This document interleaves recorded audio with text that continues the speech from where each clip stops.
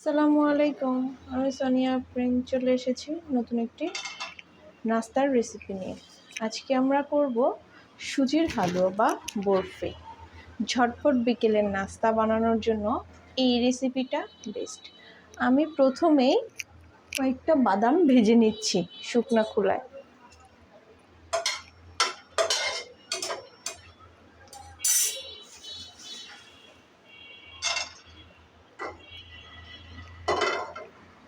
কয়েকটা বাদাম ভেজে নিতে হবে।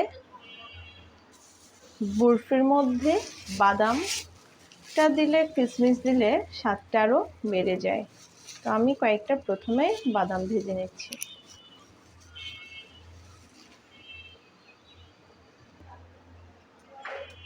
আমার বাদামগুলো ভাজা হয়ে গেছে, এবার আমি তুলে নিয়েছি। এবার এখানে প্যানটা বসিয়ে আমি এখন ঘি দিয়ে সুজিটা ভেজে নেব। এবার আমি প্যানে দিয়ে দিচ্ছি ঘি। বলেন তো বাংলাদেশের কোন অঞ্চলের ঘিয়ের জন্য বিখ্যাত, কোন অঞ্চলটা? কমেন্টসে জানেন। আমি 1.5 চা চামচের মতো ঘি দিয়ে দিচ্ছি এখানে।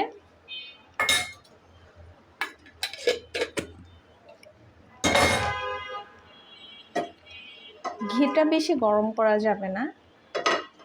এর মধ্যে আমি দিয়ে দিব 3টা এলাচ এবং 1 টুকরা দারচিনিকে ছোট ছোট টুকরা করে আমি এখানে দিয়ে দিব। এলাচ এবং দারচিনিটা ঘিয়ের মধ্যে দেওয়ার পরে আমি দিয়ে দিব সুজিটা আপনারা পরিমাণ মতো দিয়ে দিবেন। আমি প্রায় 1 কাপের মতো সুজি দিয়ে দিচ্ছি এখানে।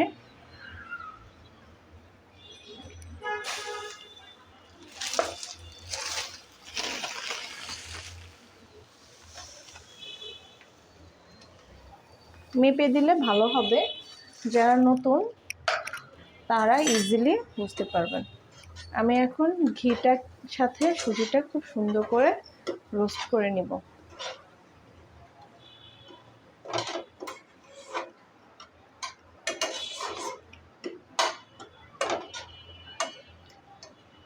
আমি একটু বেশি করে রাখবো যেন পরবর্তীতে আবার খাওয়া যায়।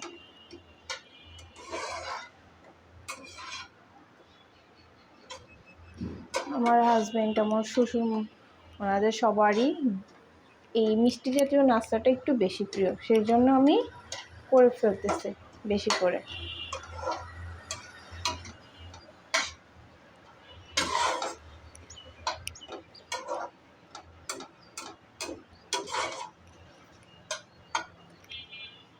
চলেন এটাকে রোস্ট করা পর্যন্ত আমরা একটু অপেক্ষা।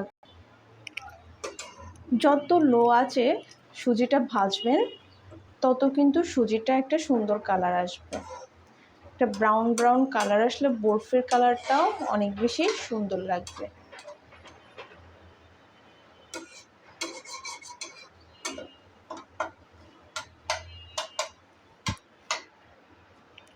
আমি চুলার আঁচটা একেবারে লো রেখে দিয়েছি।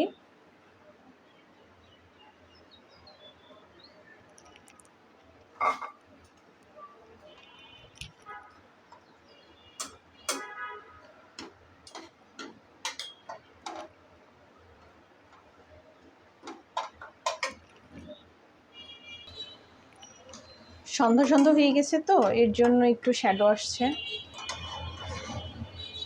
আসলে বিকেলের দিকে রান্নাগুলো করলে লাইটটা অনেক বেশি ভালো থাকে, আর সন্ধ্যার পরে বা রাতে রান্নাগুলো করতে গেলে একটু শ্যাডো চলে আসে।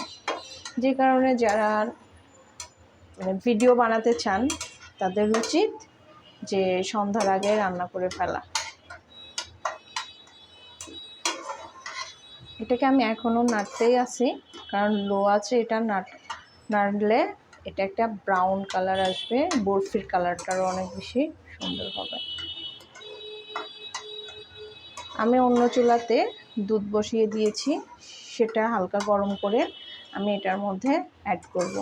আমি চাইলে কাঁচা দুধটাও অ্যাড করতে পারতাম, কিন্তু কাঁচা দুধ বা কাঁচা পানি অ্যাড করলে এটা দলা পাকে যাওয়ার একটা পসিবিলিটি থাকে। সেই জন্য আমি কোনো রিস্ক না নিয়ে আমি হালকা দুধটা গরম করে নিচ্ছি।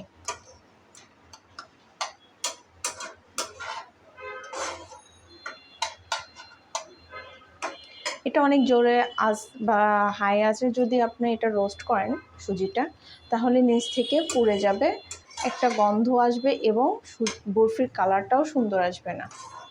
সেই জন্য আপনাকে একেবারে লো আঁচে এটাকে বারবার এপাশ ওপাশ উল্টিয়ে ভেজে নিতে হবে। আমি এই পর্যায়ে 1 চিমটি লবণ অ্যাড করে নিচ্ছি। মিষ্টি জাতীয় খাবারের মধ্যে অল্প একটু লবণ না দিলে মজা লাগে না।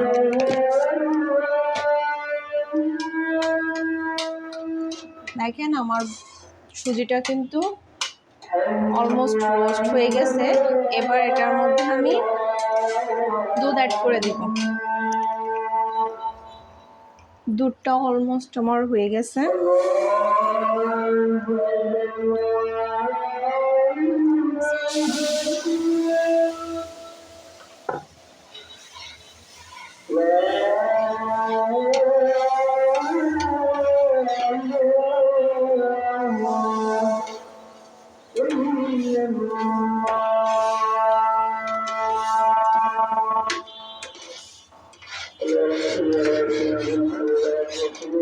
মাগরিবের আজান দিয়ে ফেলছে।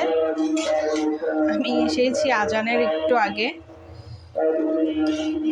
আমি মোটামুটি এইখানে হাফ কেজির একটু কম দুধ অ্যাড করেছি।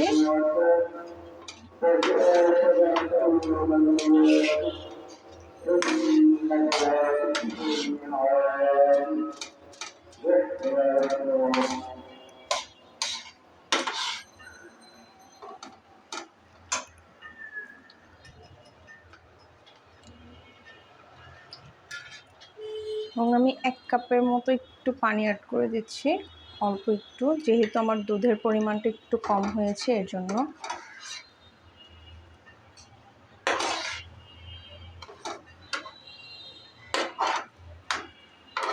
আর একটু কম পানি অ্যাড করতে হবে, কারণ পরবর্তীতে আমি চিনি অ্যাড করব।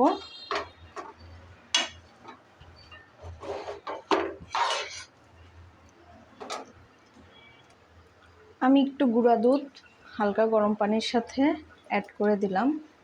এখানে আমি প্রায় 3 চামচের মতো, চা চামচের 3 চামচ আমি গুঁড়া দুধ অ্যাড করে নিয়েছি।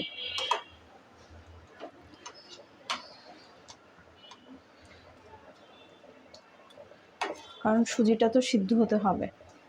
গুঁড়া দুধটা এমনিতেই আমি দিতাম।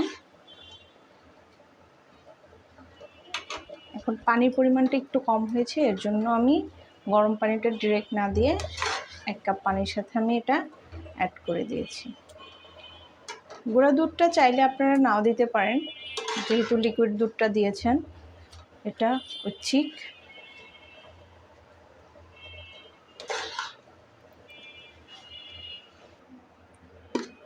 এবার আমি অ্যাড করে দিচ্ছি চিনিটা।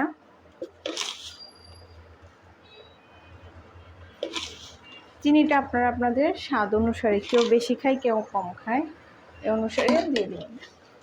আমার হাজব্যান্ড এবং আমার শ্বশুর বাবা, ওনারা দুইজনেই চিনি খায়।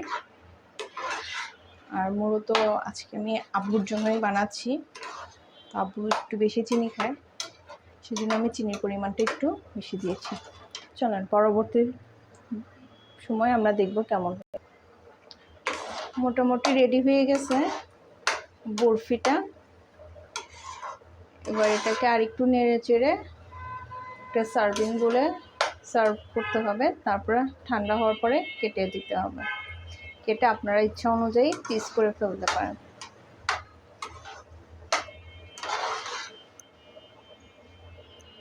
এই তো আমি সার্ভ করে নিয়েছি হালুয়াটা বা বরফিটা।